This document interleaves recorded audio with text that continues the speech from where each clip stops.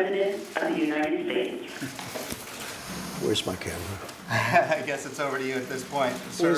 Where's my camera? You tell me. Got a lot of cameras. It is. It's an exciting day. It the is. first all-woman spacewalk underway right now. They're doing very important work. Just so everybody knows, this is a short window for the downlink, and also they've got very busy work to do. They're on the outside of the station, but what a big day. We're thrilled to be here, Mr. President. It's over to you for communicating with them. Well, I'm thrilled also, and if they're ready, I'm ready. Okay. Can we confirm that the link is live?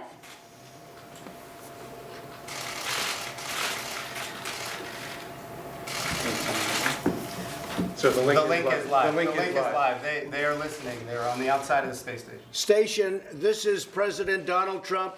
Do you hear me?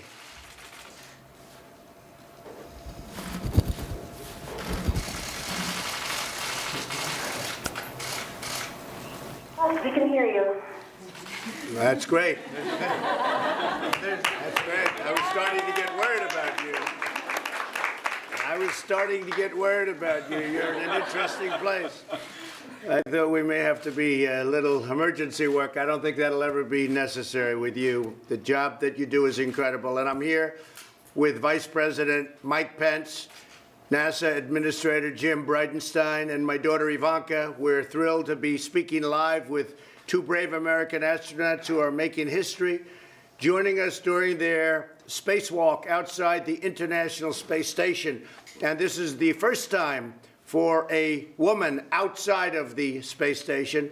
Our flight engineers, Christina Cook and flight engineer Jessica Meir. And I just want to congratulate you. What you do is incredible. You're very brave people. I don't think I want to do it. I must tell you that. But you are amazing people. They're conducting the first ever female spacewalk to replace an exterior part of the space station. They're doing some work, and they're doing it in a very high altitude, an altitude that very few people will ever see.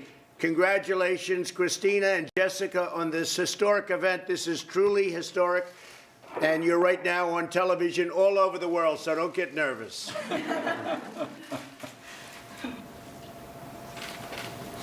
I'd like to ask you a question. What would you like to tell everyone listening and watching today, especially young women who are interested in space? There's about a 4 or 5 second delay. Ah, okay. Oh, thank you. First of all, we don't want to take too much credit because there have been many other female spacewalkers before us. This is just the first time that there have been two women outside at the same time. And it's really interesting for us. We've talked a lot about it up here. For us, this is really just us doing our job. It's something we've been training for 6 years and preparing for. And so it didn't really, for us, it's just coming out here and doing our job today. We were the crew that was tasked with this assignment. At the same time, we recognize that it is a historic achievement. And we do, of course, want to give credit to all those that came before us. There's been a long line of female scientists, explorers, engineers, and astronauts, and we have followed in their footsteps to get us where we are today. We hope that we can provide an inspiration to everybody, not only women, but to everybody that has a dream, that has a big dream, and that is willing to work hard to make that dream come true. Something that all of us that have made our way up here have done all throughout our lives. And I can tell you, the hard work certainly did pay off.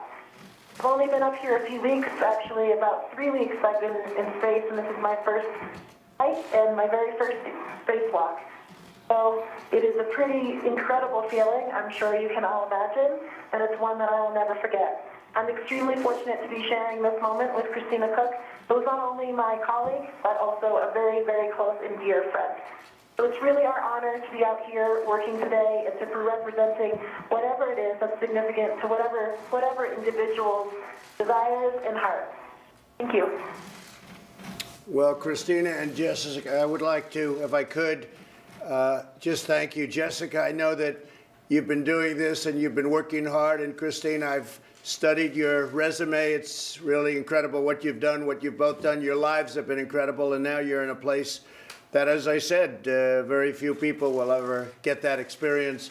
You're doing an incredible job. This is a first step because we're going to the moon and then we're going to Mars. We're launching from the moon, most likely. They seem to think that's the best way of doing it, Jim.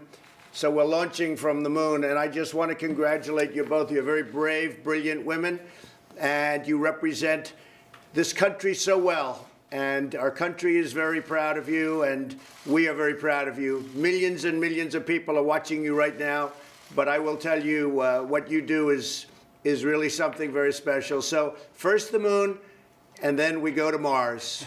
Thank you both very much. Have a good time.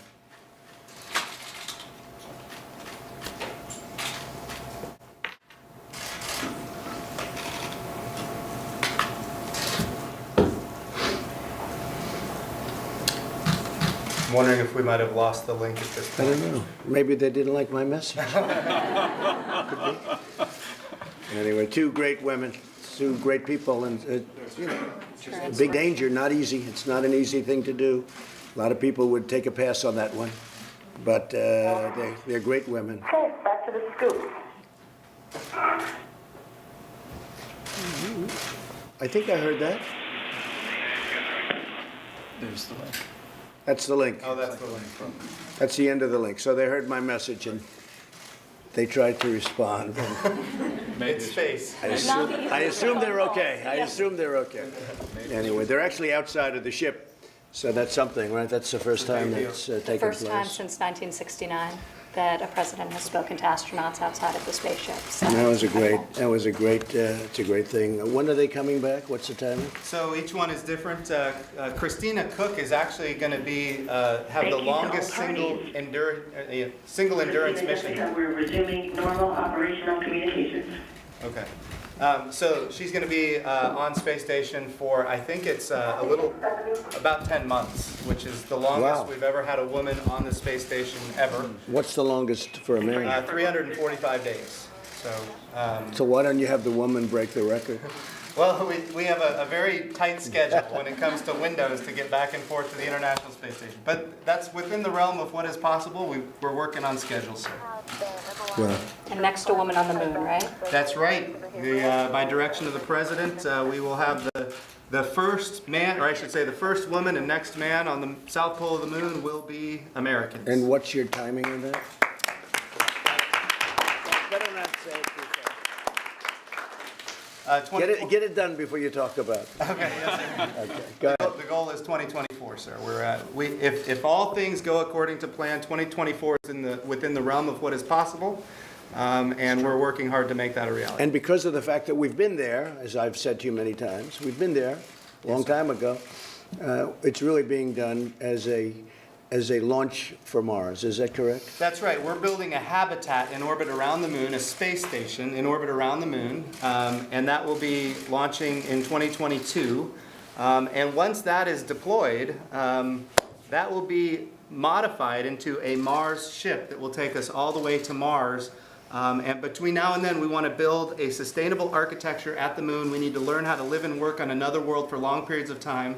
And then we go to Mars, because when you go to Mars, Earth and Mars, we're only aligned on the same side of the sun once every 24 months, or 26 months. What that means is we have to be willing to stay. Right. We need to learn how to live and work on another Oh, I world. see. Yeah, right. So that's what the moon is all about. That's going to be very interesting. Well, Yes, it's sir. very exciting times. And that whole program was dead when I took it over, when we came into office, and something that Mike liked very much and I liked very much. And you're both doing a fantastic job, and everybody's doing a fantastic job. It's been totally reinvigorated, I think, to a level that it's never been at. And we're also thinking in terms of defense. We have the Space Force happening. That's going along very nicely, as you know. We're creating a new force, and it's called the Space Force, and that's a big thing. And that'll be working along very closely with you. So that's beyond going to the moon and Mars. That's also defense of our nation. That's right. Which is very important. Anywhere there's commerce, it needs to be defended. And We are industrializing space. It's going to be an export for the United States, and that's going to be very positive. In fact, it already is. We need to grow it. And so we're working very hard to commercialize it, make it an export. And of course, that requires it to be defended just like the high seas for trade. That's fantastic. Yes, sir. Thank you very much. Great job. Thank you, sir. Well, thank you very much, everybody. That was very exciting. And these are two great people, and they put themselves at risk for our nation and because they love doing it. And there are few people that have the ability to do something like that. I will say that. It takes a great ability. So thank you all for being here. It's very nice. Thank you. Mr. President, just want to clarify what the complaint yesterday was the agency. I think he clarified it. And I do have to say this. We yesterday had a tremendous day in Texas. We opened a Louis Vuitton plant, one of the great brands of the world, and they opened it right in the heart of Texas, Lone Star State. And then we went over to Dallas and had an event like few people have ever seen. We had a packed arena with thousands and thousands of people outside. It was an incredible evening. Got back very, very late. I did actually get to hear about Ambassador Kent. This is the witch hunt, you know, their crooked Schiff is coming after the Republican Party. He's coming after the Republican Party as hard as he can, considering he's really, he's been compromised very sadly and badly because of the fact, as you know, I think as the press knows, he made a statement and he made a virtual speech about what I said, and then it turned out that I didn't say any of it because he fraudulently made this statement to Congress. I thought what he did was one of the worst things. I understand he has immunity, but he doesn't have immunity when he puts it on his Twitter, which he did, and he doesn't have immunity when he speaks to press, which he did, and he certainly won't have immunity if we ever get him into Congress and can swear him under oath, because what he did was a very bad thing. But what just happened is Ambassador Kent, who I have never had the privilege, I don't believe, of meeting, I don't know him, and they brought him in as a witness against me, even though I don't know him. And he excoriated from what they report on the news, and of course maybe in this case it won't be fake news, but he excoriated the Obama administration and Joe Biden and Joe Biden's son, saying that he has tremendous problems with Joe Biden's son and the Ukraine. So he's got tremendous problems with Biden's son and Ukraine, and it's inappropriate and all of the horrible things. I mean, you could get it, you could see it. It's been a big deal. And I heard Schiff is going, no, we don't want to talk about that. We don't want to talk about that. But he talked about it. And it's one of those things. Look, this is a terrible witch hunt. This is so bad for our country. I just spoke to President Erdogan of Turkey. We're doing very, very well with Turkey. There's a ceasefire or a pause or whatever you want to call it. There was some sniper fire this morning. There was mortar fire this morning that was eliminated quickly. And they're back to the full pause. We have ISIS totally under guard. Turkey is also guarding separately. They're watching over everything. So you have the Kurds who we're dealing with and are very happy about the way things are going, I must say. The Kurds, and you also have the Turks watching, just secondarily watching, so we have ISIS under control. We've taken control of the oil in the Middle East, the oil that we're talking about, the oil that everybody was worried about. The U.S. has control of that, and there are no shots being fired, and a lot of people are doing a lot of things. This is a deal that should have been made 15 years ago, 10 years ago. Over the last number of years under the Obama administration, the real number is over 1 million people were killed. We have lost not a drop of blood since we've started what I've started. And it was, so far it's working out. Look, it's a complicated region. Many, many people have gone down. I have to watch in great interest as I see people talking about what we should be doing. And these are the same people that have been failing for the last 20 years, didn't know what they were doing, especially when they went in and did what they did. They shouldn't have been there. But we're doing a very, very significant amount of great work. We'll see if it works. It's very fragile. It's been fragile for years. They've been fighting each other for centuries. Literally for centuries they've been fighting each other. And years ago we injected ourselves right into the middle of it. And we won't go into whether or not that was a good thing or a bad thing. You know how I feel about it. But we've had tremendous success, I think, over the last couple of days. A little bit unconventional, a little bit of hard love, I told you that. A little It was a lot of pain for a couple of days, and sometimes you have to go through some pain before you can get a good solution, but the Kurds are very happy about it. President Erdogan in Turkey is satisfied with it, and we are in a very strong position. We are also in a position where we can put tremendous, powerful sanctions on Turkey or whoever else we want to. Our country is a financially much stronger country than when I took it over. China would have been, right now, the strongest economy in the world, the #1 economy in the world. And right now, China is way behind us. We picked up trillions of dollars in value, in worth, and they've lost trillions and trillions of dollars, and they're having the worst year they've had in 57 years. With that being said, we're working with China very well. We've done, subject to getting it signed, and I think it will get signed quite easily, hopefully by the summit in Chile, where President Xi and I will both be. But a lot of good things are happening. Our farmers are taken care of. Our bankers and our financial services are going to have access, the likes of which they've never had, to the largest or second largest, depending on your definitions, about 1.4 billion people population, whether it's India or China. They're pretty close. And we've done some great things. So but I just want to say, I want to thank the people of Dallas and the people of Fort Worth and the people of Texas, because yesterday was incredible. I want to thank Bernard Arnault, one of the great businessmen of the world, for agreeing to do something that was a first. He's built this incredible plant right in our great state of Texas, and they're going to make super luxury and super product. They have already started. It's opened. A big investment, and we're very proud of it. That was done with me, and with the election, even prior to the election, I said, you have to open up a plant someplace in the United States. He said, what do you think about Texas? I said, I love Texas. That would be good. And I said, if you do it, I'll be there.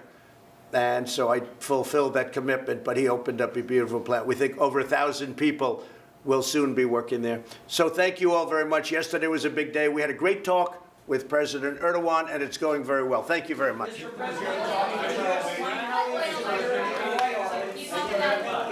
is it appropriate for you to have the G7 at your resort as president? Thank you.